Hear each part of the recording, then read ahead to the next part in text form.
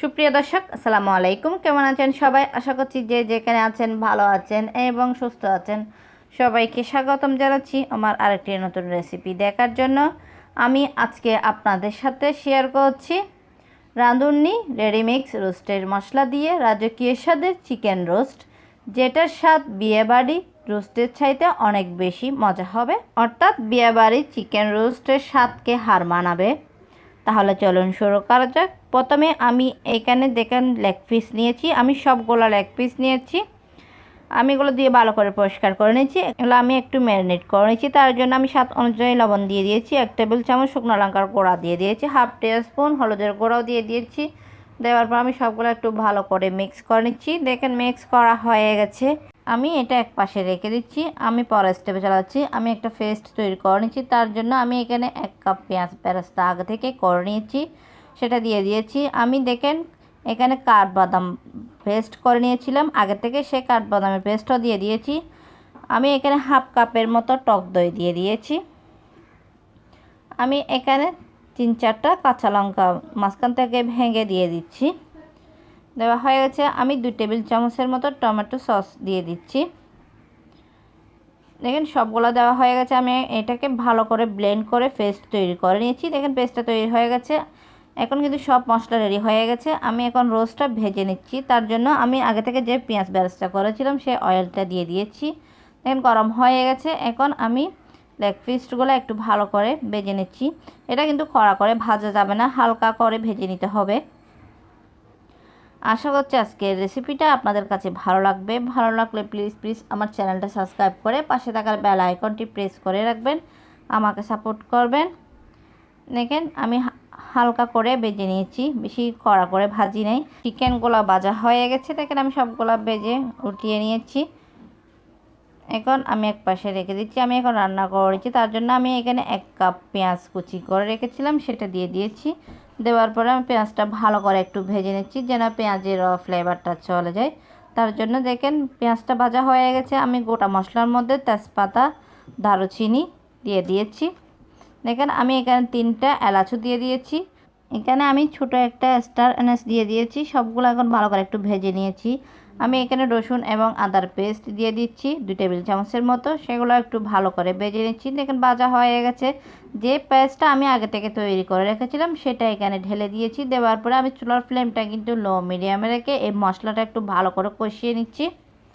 এই মশলাটা একটু ভালো করে কষিয়ে নিতে হবে। দেখেন আমি এখানে কিন্তু অন্য কোনো মশলা ব্যবহার করছি না। এখানে আমি যে রাঁধুনি রেডিমিক্স মশলাটা আছে চিকেন রোস্টের, সেটা সম্পূর্ণটা দিয়ে দিয়েছি। আমি এখানে হাফ টিস্পুনের মতো শুকনো লঙ্কার গুঁড়া দিয়ে দিয়েছি, কারণ আজকের চিকেন রোস্টটা কিন্তু ঝাল হবে। তার জন্য ঝালটা কিন্তু আপনারা আপনাদের ইচ্ছা অনুযায়ী দিতে পারেন। আমি বাটিটা ধুয়ে একটু পানি দিয়ে দিয়েছি মশলাটা ভালো করে কষানোর জন্য। দেখেন মশলাটা আমি ঢাকনা দিয়ে 2 থেকে 3 মিনিট একটু কষিয়ে নিচ্ছি। যখন মশলাটা কষানোর সময় দেখবেন তেলটা মশলার উপরে বেশি উঠেছে, তখন কিন্তু ভাববেন না মশলাটা কষানো হয়ে গেছে।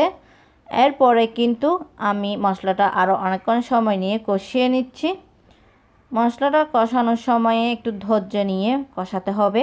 দেখেন মশলাটা কষানো এখন হয়ে গেছে। আমি এখন চিকেনের লেগ পিসগুলো দিয়ে দিয়েছি। দেওয়ার পর আমি চিকেন লেগ পিসগুলো মশলার সঙ্গে একটু ভালো করে কষিয়ে নিচ্ছি, আবার একটু নেড়েচেড়ে মিক্স করে নিচ্ছি। আমি এখানে 3টা কাঁচা লঙ্কা দিয়ে দিয়েছি। দেখেন আমি গোটায় দিয়ে দিয়েছি, কারণ এটাতে কোনো ঝাল বের হবে না, একটা ফ্লেভার হবে। তার জন্য আমি ঢাকনা দিয়ে ডেকে 2-3 মিনিট আবারও কষিয়ে নিয়েছি।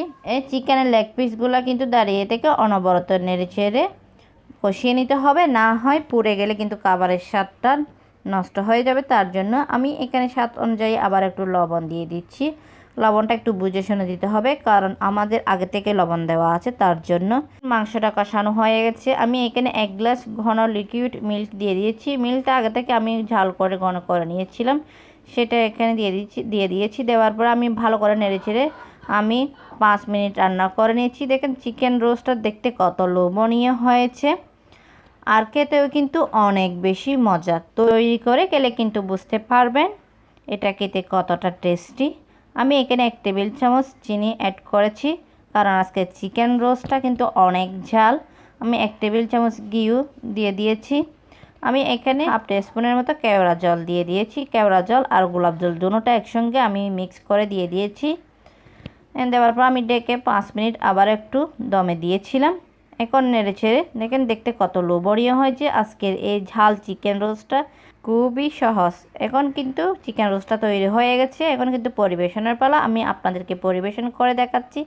দেখেন দেখতে কত লোভনীয় হয়েছে আজকের এই ঝাল চিকেন রোস্টটা। আমি কিন্তু আজকে এই ঝাল চিকেন রোস্টটা প্যাকেটের মশলা দিয়ে তৈরি করে দেখিয়েছি। দেখেন দেখতে কত সহজে এই ঝাল চিকেন রোস্টটা তৈরি করা যায়। দেখেন দেখতে কত লোভনীয় হয়েছে। আর আজকের রেসিপিটা আপনাদের কাছে কেমন লেগেছে অবশ্যই কমেন্ট করে জানাবেন। আজ পর্যন্ত যত চিকেন রোস্টের রেসিপি আমি আপনাদের সাথে শেয়ার করেছি, আজকের রেসিপি আমার কাছে মনে হয়েছে সবচাইতে সহজ। কারণ হচ্ছে রাঁধুনি রেডি মিক্স রোস্টের মশলা আমি ব্যবহার করেছি, যেটার কারণে আজকের রেসিপিটা সহজ ছিল। আজকের এই চিকেন রোস্টের স্বাদ বিয়েবাড়ির চিকেন রোস্টকেও হার মানাবে। রাজকীয় স্বাদের চিকেন রোস্ট এটাকে আপনারা বলতে পারেন।